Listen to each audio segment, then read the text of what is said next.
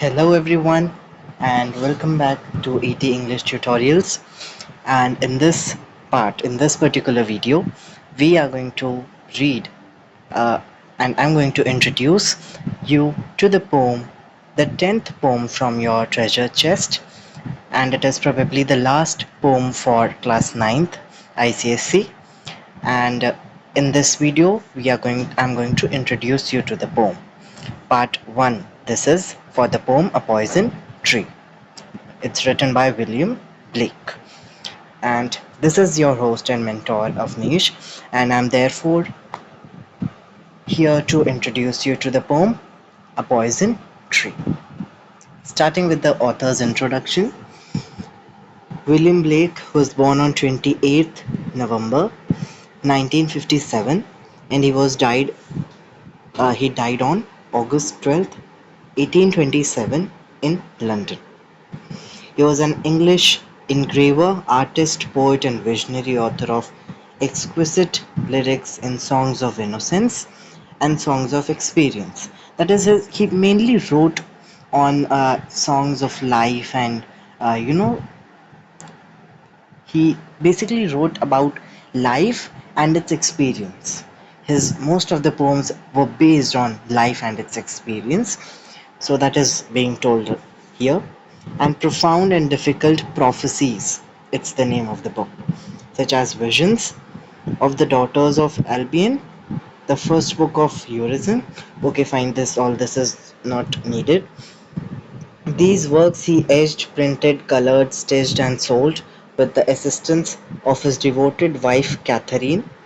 Among his best known lyrics today are The Lamb, the Tiger, London, and the Jerusalem lyric from Milton, which became a kind of second national anthem in Britain. They got so popular that the people knew these songs very well. Summary of the poem. So, a poison tree depicts a conflict between the speaker and his enemy. It focuses on the dangers and consequences of suppressing or controlling or not showing feelings of anger. When the speaker is angry with his friend, he finds it easy to tell his friend about his feelings, but and if he is angry with his enemy because he is his enemy, so he didn't talk to the enemy. So therefore, the lack of communication in them, it grew his anger on the next level.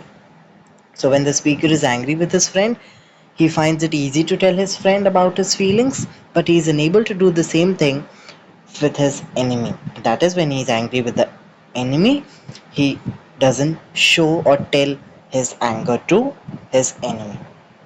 His anger towards his enemy grows stronger until he becomes obsessed by it. Blake uses the extended metaphor of a tree growing in the speaker's garden to describe the growth of his anger. The fruit from the tree eventually poisons his enemy and therefore leading the death of his enemy. Although the speaker shows no regret about his enemy's death, in the last line you will see that he will say that something, he will use the word glad. So when we will see that the enemy is died, so he will say, the poet will say in the morning, glad I see, that he is happy to see that his enemy is now no more. So that is, he becomes happy on seeing someone's death. Although the speaker shows no regret about his enemy's death, so this is what I told you just now. The poem carries a powerful message about the importance of expressing our emotions and even difficult ones. Themes: suppression of anger. First of all, you will see that the speaker will all the time suppress his anger. He told his friend the anger he was having, then the anger went away. But in the same way, he didn't tell his enemy, so therefore the anger grew, and then it came up to a level where even if his enemy died, he didn't care about it. Even he was happy to see that, okay, fine, now my enemy is died. is no more. Importance of communication. So again, he was angry with his friend. He told his friend. The anger blew away, went away.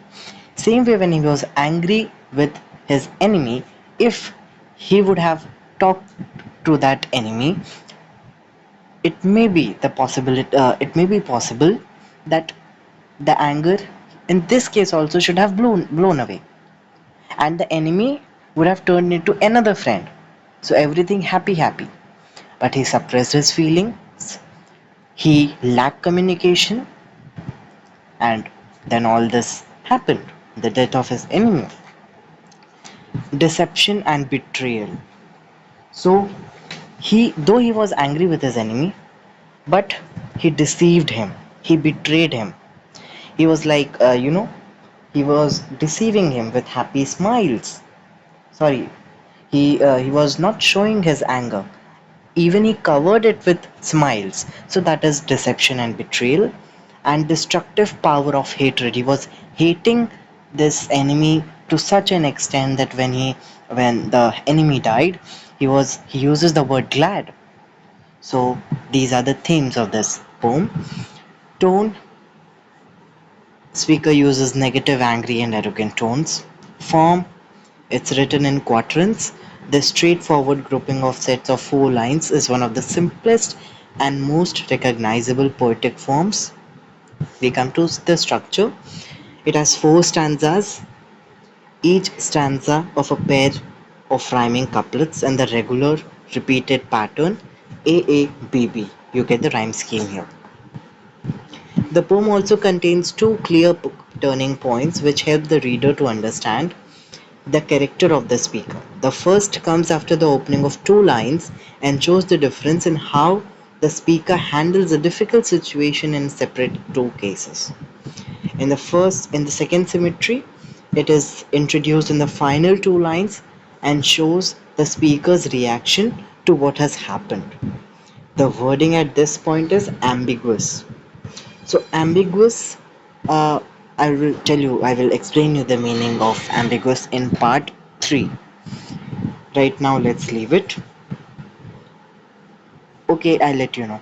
Ambiguous are the facts that are not answered in the poem. The question is asked in the poem, uh, not the question, but something is being told in the poem, but it is not fully told. That is, the facts which we don't know that remain unexplained in the poem are known as ambiguous facts. It is a new day and a new beginning, but the result of the speaker's untold anger is still there to see. This makes the reader continue to think about the poem after they have finished reading it. So, you will feel like, okay, fine, the enemy died, he was happy. Then what happened? Was he still happy at that very moment? Or he must have got, some sort of regret, or, you know, some sort of, uh, I mean, पछतावा या ऐसा कुछ, but no, I mean, you are not told about that. That is ambiguity. Then, okay, fine. This is all for part 1.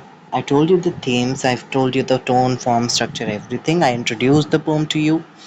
Uh, okay, and now we will meet in the second part of the very same poem, where I will be explaining you the poem line by line. So this is all for this part. Thank you for joining us. Do comment your doubt in the comment section. Thank you for joining us.